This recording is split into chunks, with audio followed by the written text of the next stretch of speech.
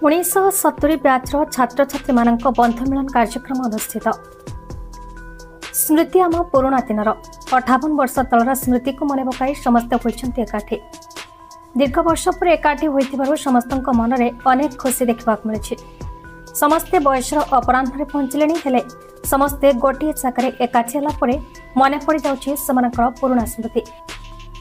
ଏଭଳି ଏକ ଘଟଣା ଦେଖିବାକୁ ମିଳିଛି ଜଗତସିଂହପୁର ଜିଲ୍ଲା ତିର୍ତ୍ତୋଲ ବ୍ଲକ ଅନ୍ତର୍ଗତ ମହିଳା ଉଚ୍ଚ ବିଦ୍ୟାଳୟର 1970 ବ୍ୟାଚ୍ର ଛାତ୍ରଛାତ୍ରୀ ମାନଙ୍କର ବନ୍ଧୁ ମିଳନ କାର୍ଯ୍ୟକ୍ରମରେ ଜିଲ୍ଲାର ବିଭୂତି କ୍ଷେତ୍ର କେରକେରା ସ୍ଥିତ ବାବା ଶ୍ରୀ ଗୋରେଖନାଥଙ୍କ ପୀଠରେ ଏକାଠି ହୋଇଥିଲେ ସରକାରୀ ଉଚ୍ଚ ବିଦ୍ୟାଳୟ ମହିଳାର ପୁରାତନ ଛାତ୍ରଛାତ୍ରୀମାନେ। 1970 ବ୍ୟାଚ୍ର ଛାତ୍ର ଶାରଦା ସିଂଙ୍କ ସଭାପତିତ୍ୱରେ ଅନୁଷ୍ଠିତ ବନ୍ଧୁ ମିଳନ ଉତ୍ସବରେ ବ୍ୟାଚ୍ର ବନବିହାରୀ ଷଡ଼ଙ୍ଗୀ ବିଜୟଲକ୍ଷ୍ମୀ ଆଚାର୍ଯ୍ୟ ଶଙ୍କର ପାଲଙ୍କ ସହ ବ୍ୟାଚ୍ର ବହୁ ଛାତ୍ରଛାତ୍ରୀ ଏହି ବନ୍ଧୁ ମିଳନ କାର୍ଯ୍ୟକ୍ରମରେ ଯୋଗ ଦେଇଥିଲେ। ଏ ଅବସରରେ ଛାତ୍ରଛାତ୍ରୀମାନେ ବିଦ୍ୟାଳୟରେ ପାଠ ପଢ଼ୁଥିବା ସମୟରେ ସାଙ୍ଗସାଥୀମାନଙ୍କ ସହିତ ବିତାଇଥିବା ଛାତ୍ର ଜୀବନର ଅନୁଭୂତି ବିଷୟରେ ଭାବର ଆଦାନ ପ୍ରଦାନ କରିଥିଲେ। ଏହି ବ୍ୟାଚ୍ର ସମସ୍ତ ଛାତ୍ରଛାତ୍ରୀମାନେ ଏବେ ବୟସର ଅପରାହ୍ନରେ ପହଞ୍ଚିଲେଣି। ସମୟ ବଢ଼ିବା ସହିତ ସମସ୍ତେ ଏକ ପ୍ରକାର ରୋଗଗ୍ରସ୍ତ ହୋଇପଡ଼ିଲେଣି।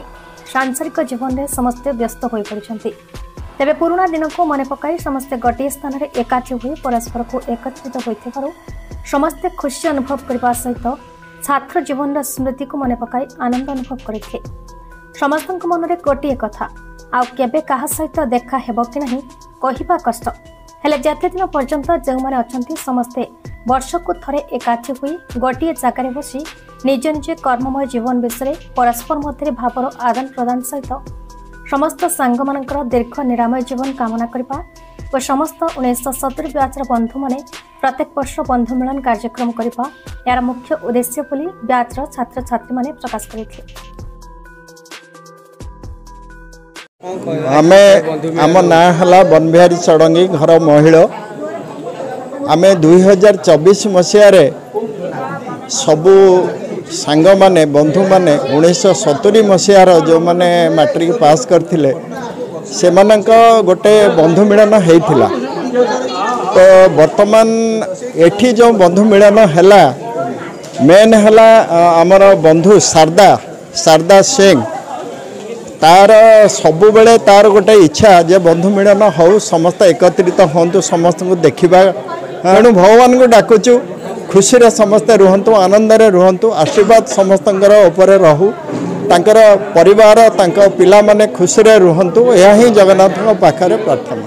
मिसिबा पर कौन गत वर्ष आमर चांदपुर राम मंदिर जोटा होता से खुशी ठारू ये खुशीटा अधिका कारण विगत वर्षर स्वास्थ्य अवस्था मो सांग मान थिला ताठू आहरी दयनीय होती तथापि सेठू ये नक समय अतिबाहित होने सुधा भी आज जोग देइछंती मुझे देखी माने ईश्वर निकट प्रार्थना करुँची एमती से ये अवस्था था भल अवस्था छात्र जीवन जो संपर्क थिला एबे देखिला परे पुराना स्मृति मन पड़े।